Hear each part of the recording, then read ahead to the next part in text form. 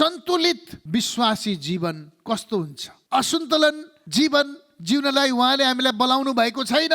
परमेश्वरले हाम्रो जीवनलाई सन्तुलित जीवन जिउन बोलाउनु भएको छ। ठिक जीवन जिउन त्यतिखेर हामी सक्छौँ जब सही सही कुरा हामीले चुन्दै चुन्दै जान्छौँ, सही कुराको रोजाइ रोज्छौँ, अनि यसले हामीलाई सन्तुलित जीवन जिउन सहायता गर्छ। परमेश्वरले मानिसलाई जनावरलाई जस्तै बनाएर कुकुरलाई बाख्रालाई डोरी लगाएर बाँधेर एकातिर लगिन्छ, त्यस्तै खालको अब यताउता गर्न पाइने यति नै गर भनेर त्यो गरेर राख्नु भएको छैन। उहाँले हामीलाई स्वतन्त्र प्राणी बनाउनु भएको छ। हामीलाई दिएको सबभन्दा ठुलो उपहार हो यो परमेश्वरले।